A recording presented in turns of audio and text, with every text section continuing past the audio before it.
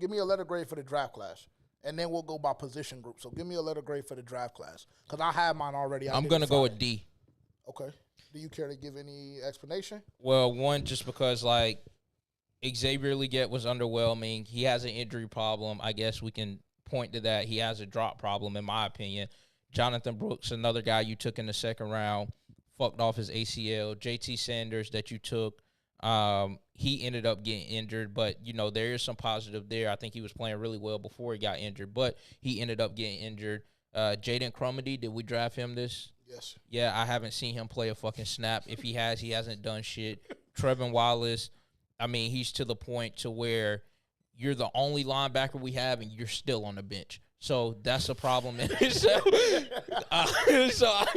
This rookie class was just, it's a D. And it's really close to a fucking F. Yeah. Only thing that's saving them is fucking Jalen Coker. That's the only thing that's saving them. So a D minus? Yes. Yeah, I was going to give them a D minus just because I don't, I don't want to give a rookie class an F because they are rookies.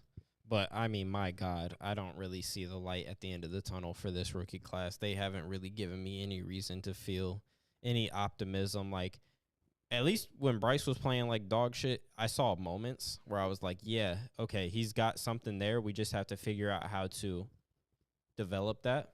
With this rookie class, I haven't seen moments. Like, with Xavier, like, okay, let me get through. I saw moments with Jonathan Brooks for a couple of snaps, and he fucks his shit off. So, like, let's take Jonathan Brooks away. I'm just saying, I'm not under the impression that he'll ever come back and be able to do anything. Trevin Wallace, I saw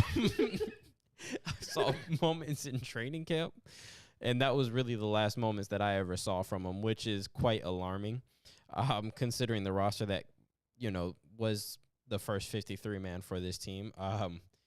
I saw moments from Xavier Legette where he got open, and then I saw moments where he couldn't complete the play. So that, and as a wide receiver, that just, gives me cause for pause, to use one of your phrases, of like, wow, you're a fucking wideout, and like, I could care less if you're wide open if you can't catch that bitch. JT, I liked what I saw from JT. That's where the D minus comes from. Jalen Coker, I like what I saw from Jalen Coker, contributes to that D minus. But then you have Jaden Crumedy. And then you have, Michael Barrett, who got shipped before the season even really started. But he was a seventh round. Shaw Smith, Wade. He developed very well. To my surprise, because of how low I was on the guy, I mean, you didn't have to do much to, get better marks than what I gave you on draft night. But Shaw Smith had moments. Give him his credit. He had moments. He was really one of those players that had moments that I looked at him and I was like, maybe there is something there in that miniature frame with the short arms. It's very possible that you have something as a nickel cornerback. Maybe you have a little bit of future inside.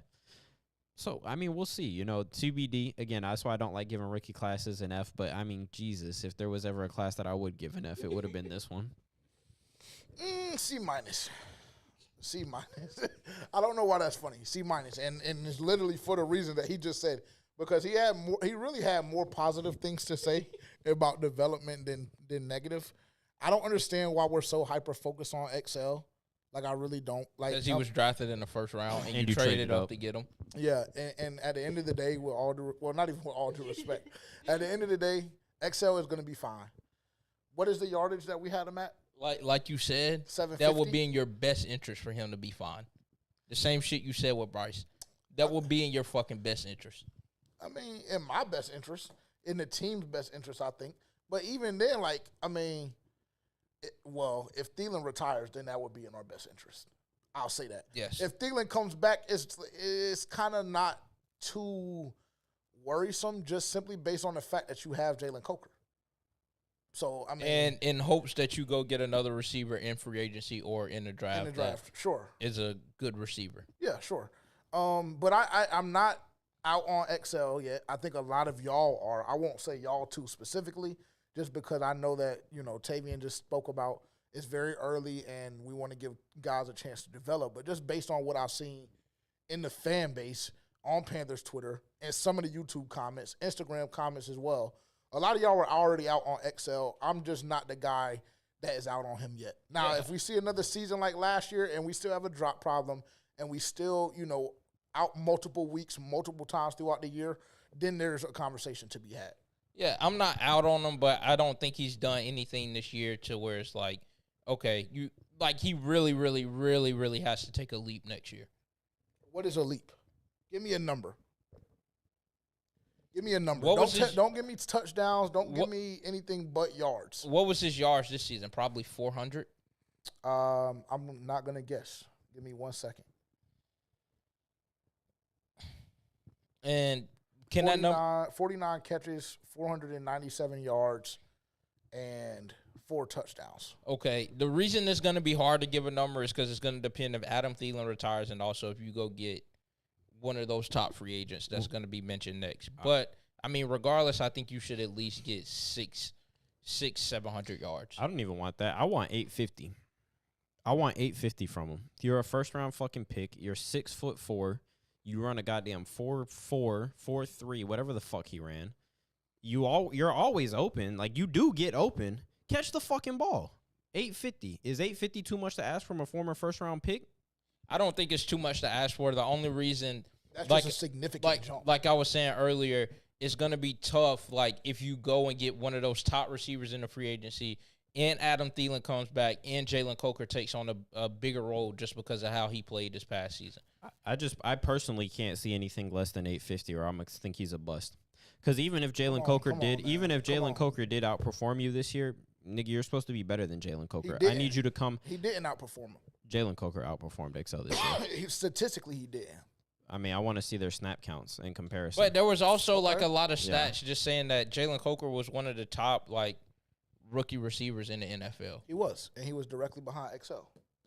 And he outperformed Excel in his opportunities. Yeah, I think in so his as limited well. opportunities, he outperformed Excel, and he missed like 4 games in the middle of the season. He did. He missed a lot of time. I'll give him that, and he did outperform what we thought he was going to be able to do.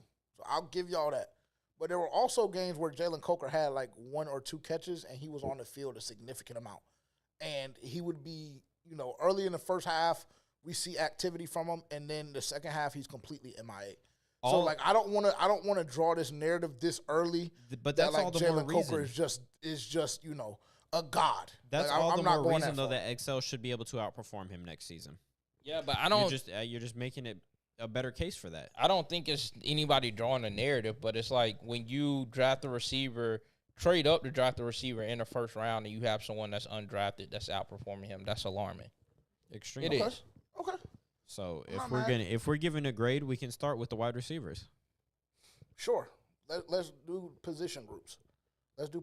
C- for the draft class for me. Wide receiver.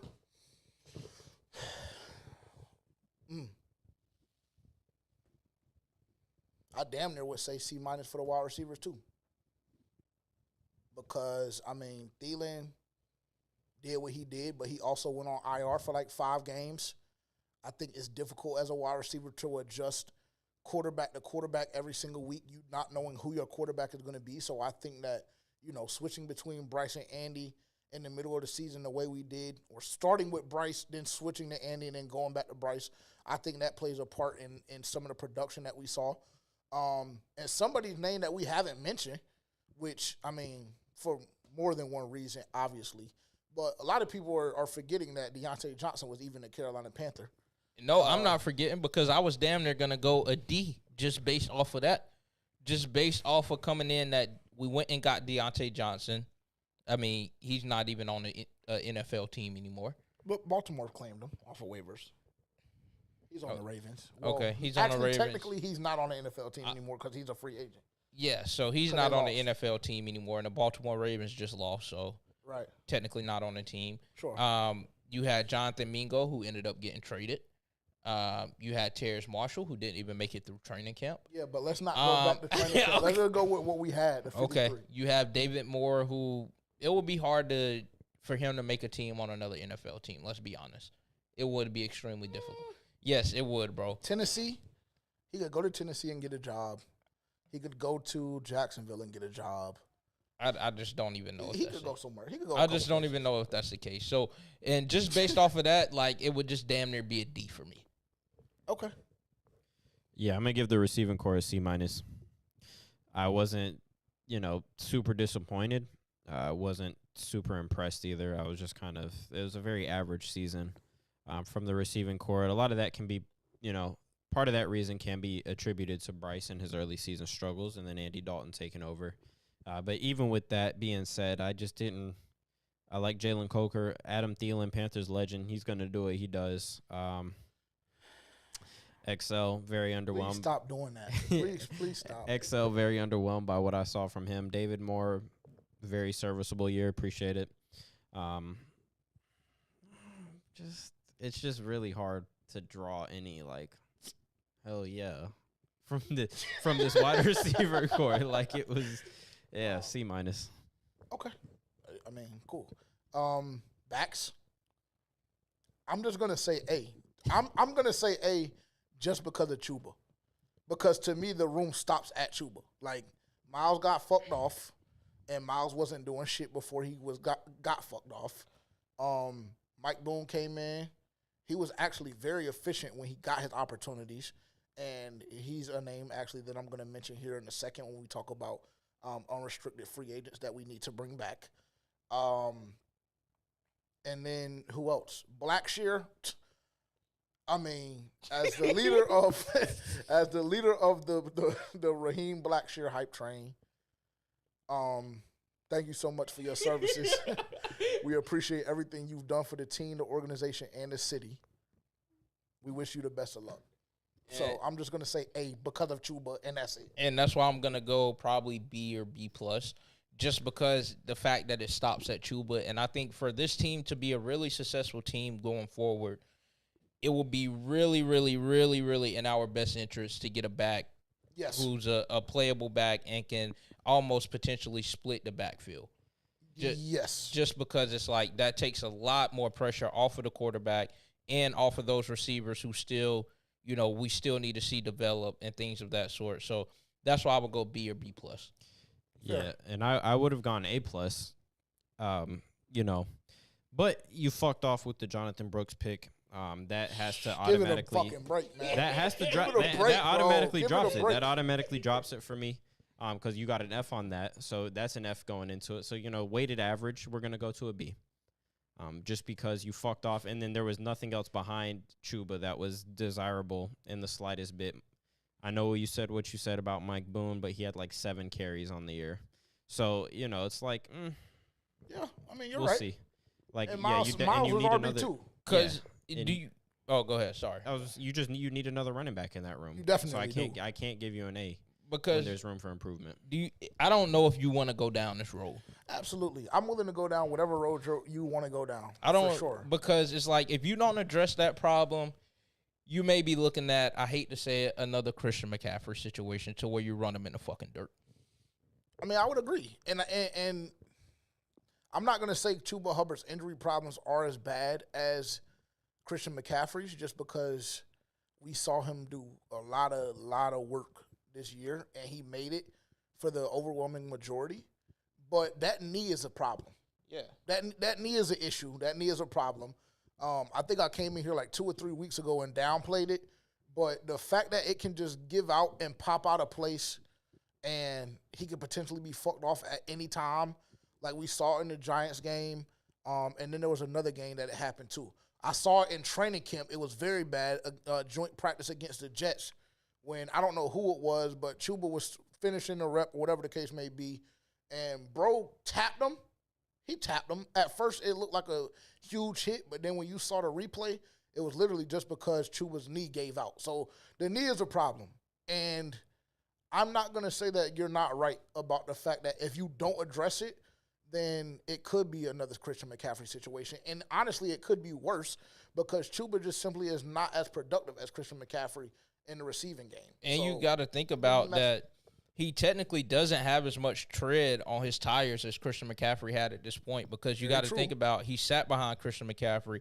He split reps with Deontay Foreman. So it wasn't like he was taking a boatload of the snaps as soon as he got to the Carolina Panthers. So And being that, you just said, like, you think that the knee is a problem.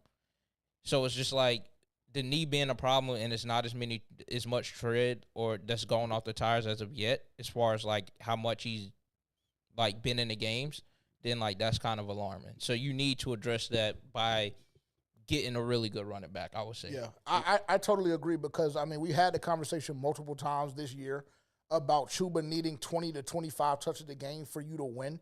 If that number can go from Chuba to getting 20 to 25 to him getting potentially 14 or 15, and then you have another back coming in that's getting anywhere between 7 to 12, and they're efficient, you can live with that. And I think that prolongs Chuba Hubbard's life as a running back. I do. I would agree with that statement for sure. Quarterback. I can't wait. I would like for y'all to go first because I can't wait to hear this. I want to see if niggas are on their knees tonight or not. Okay, he's wiping his mouth. Y'all can't see him. But as soon as I said that, he proceeded to wipe his mouth. So I know what I'm getting from him. Go ahead. Give the people your letter. Go ahead. Yeah, A+. Yeah, see. I know. Cool. Perfect. All right. I don't need any context. Wait. Sorry. A++. Can we do that? Can we give him two marks? Okay, cool. A++. Yeah. And I just think that it's, like, so disgusting the way that y'all have been maneuvering, like, off of 6 or 7 games. And I'm ecstatic, just like the next guy. But somebody did comment on the Instagram post, as well as a lot of comments on the X post about MVP. I was absolutely befuddled last week when y'all gave Bryce Young MVP. Listen. For 6 or 7 games. I was just dumbfounded, transparently. For those of y'all that commented that, I want you to go and type in MVP and then type in what it means. All right? And then you take that definition and figure out who the fuck it applies to the most. Because Hubbard. When Bryce played like dog shit, the team was dog shit. When Bryce played like that nigga that we know he is, the team started fucking winning and gave y'all some fucking hope again. Yeah, but it also is about consistency. And Chuba Hubbard was the most consistent, valuable piece. We're talking about a guy who had no consistency throughout his career in his time in the NFL up until this season. Yeah, Frank Wright was a fucking shit show. He also wasn't a starting back. Like last year, Chuba Hubbard became the starting back like week 10 because Deuce Staley was so obsessed with Miles Sanders. I'm talking about Bryce. Like his situation at coach was a fucking shit show. Okay, what about this year? And he had to learn a whole new system. With whole new with new weapons at wide receiver outside of Adam Thielen, with a brand new offensive line that he didn't know if he could trust them or not. There was a lot of things that there's a lot more that goes into play when you're a fucking quarterback opposed to being a goddamn running back. You have one portion of the play to remember versus the entire fucking play. And knowing Dave Canales, are we copping pleas for this nigga doing his job? If we're gonna compare, because he had to do his fucking job, Frank Reich system to a fucking Dave Canales system, they're not even the same. Like not even remotely the same. So like we have to be honest about that. So y'all can back off, get back, and when my nigga wins MVP of the fucking NFL. Then what? Then come back and talk to me. What is your grade? I hope that you're right. I would love that would be crow that I would love to come on here and have to eat. I hope you're right.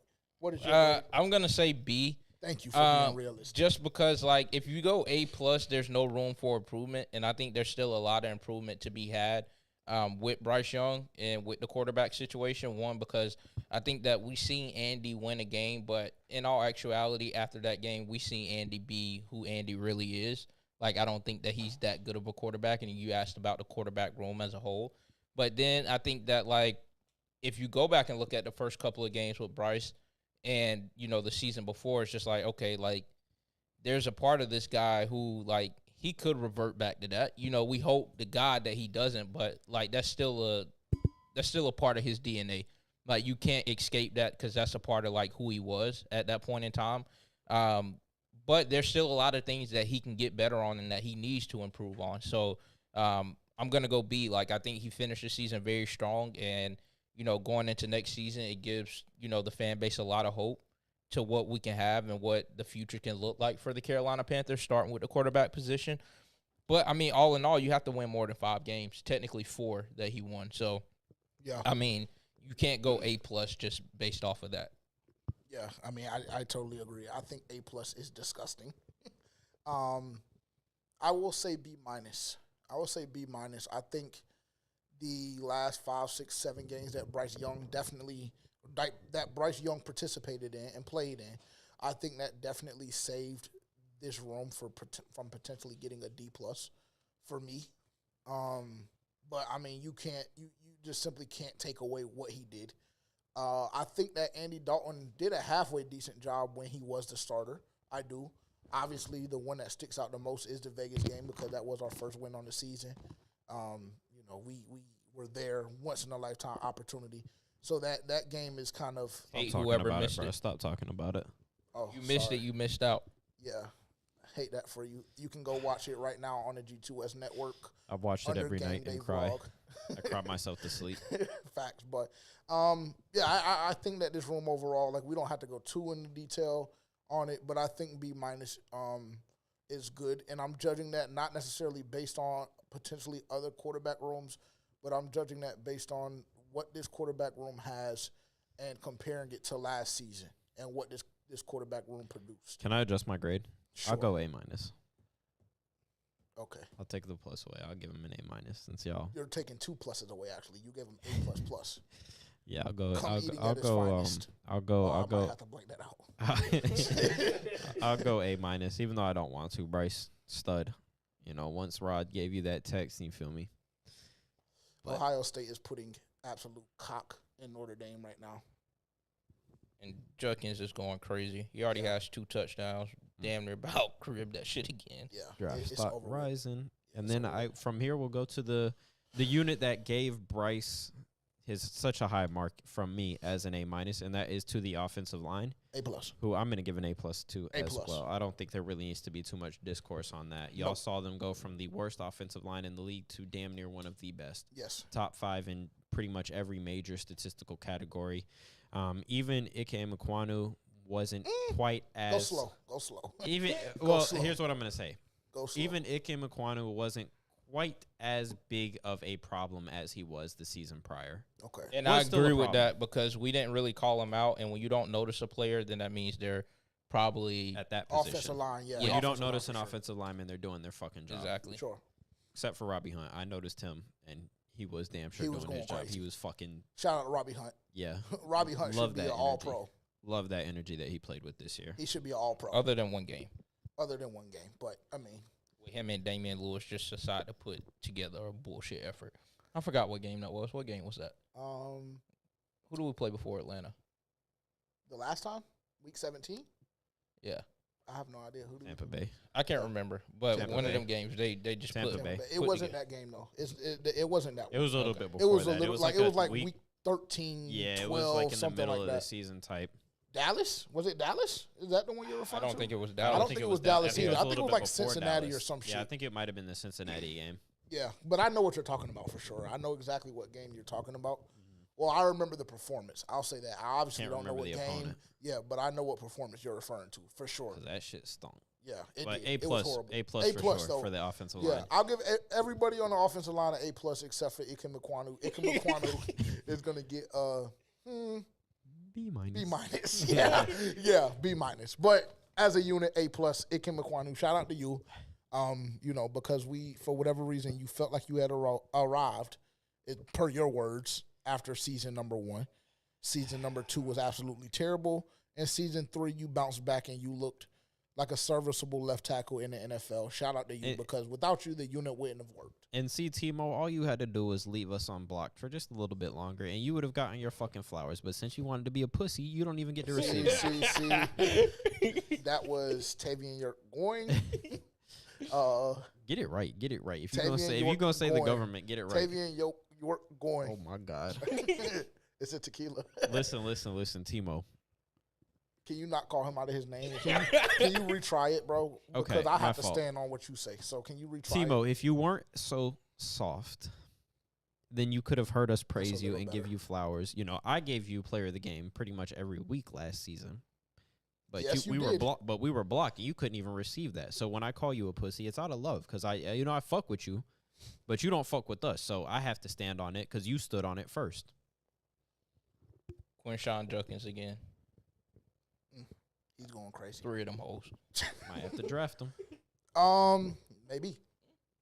Where do we go? We went tight ends. Let's kind of speed this up a little bit. I feel like we're falling behind time. Tight ends.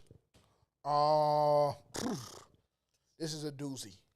I'm gonna say C flat. I think that Jatavion Sanders showed spurts.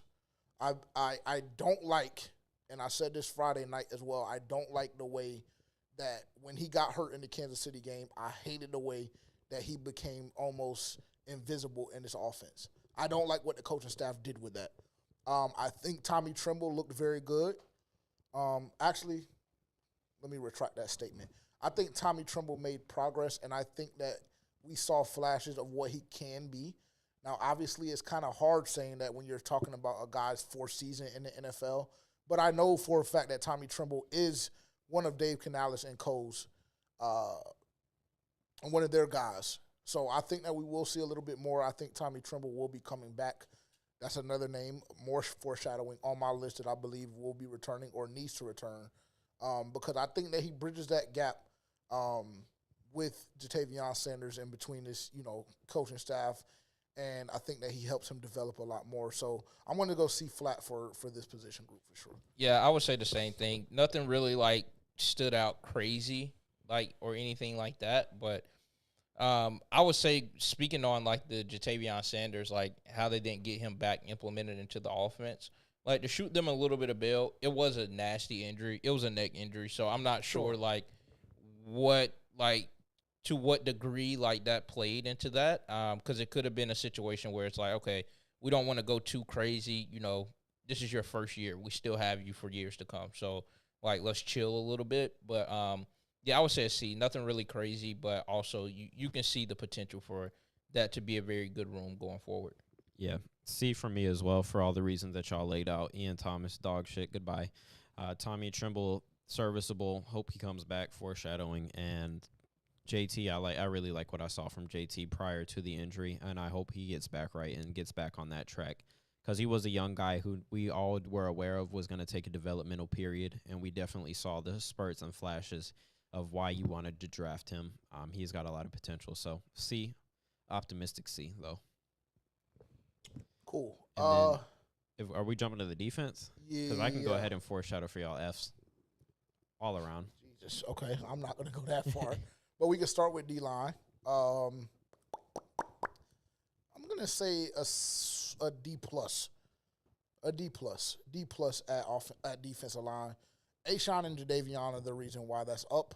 DJ Wanham in his 3 or 4 game stretch where he was going crazy, he's part of the reason why that's not a F.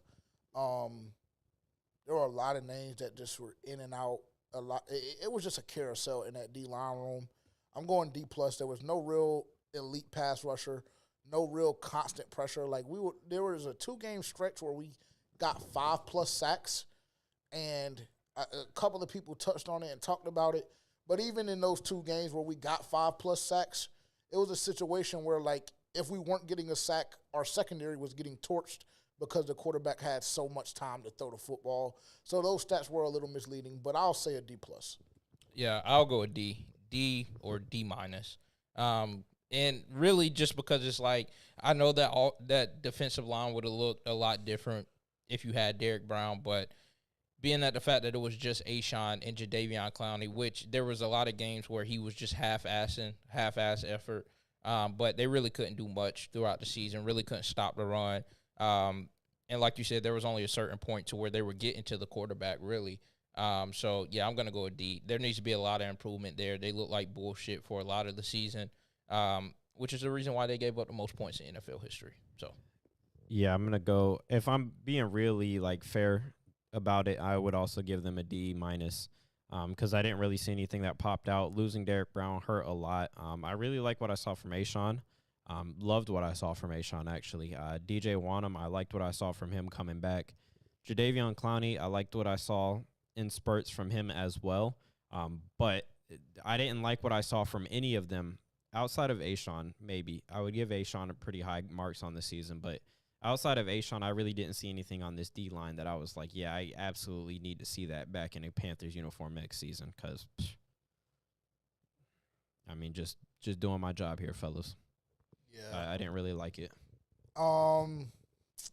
Linebackers. D. Close to an F. I damn near just want to give it an F. Outside of Josie Jewell.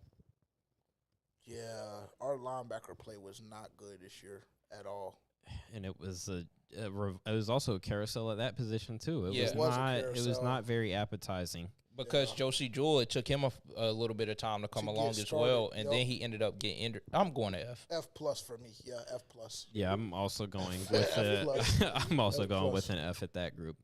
Secondary? A lot of guys that I wouldn't be afraid of letting go in that room. Yeah, I mean, you don't have a Frankie Louvu. No. All of them are on the market to me. You don't have a Jeremy Chink. Yeah, and with all due respect, Josie Jewell, thank you so much for what you did. But, I mean, if you decide to walk or we decide to cut you, because I don't think he's under contract for 2 more years, I think. So I think he'll be returning. I want to bring Josie back. I saw enough from Josie where I'm okay with bringing him back. I just don't necessarily want Josie Jewell to be my best linebacker next season like he was this year. That's the point. Respectfully. Like, Josie Jewell, you balled out at times in this season. Loved what I saw from you in spurts, but you can't be the best linebacker on the roster. That's a major red flag. Sure. Do we want to do cornerbacks and safeties, or do we want to do secondary as a whole? Let's just do secondary, bro. Let's break it up, because what we saw from the cornerbacks, I personally would give the cornerbacks a C. Because I like that I saw JC healthy. Outside of whatever performances he did, I'm just happy that the guy made it through an entire season. Which is nasty though, bro, because we shouldn't just have to point to the fact that you were healthy. Yeah. Like, I want to point to the fact that, you know, like, Well, was he not locked down? Well, he was also a Pro Bowler. Yeah, I mean, he was so I'll give him that. They were on our top about that too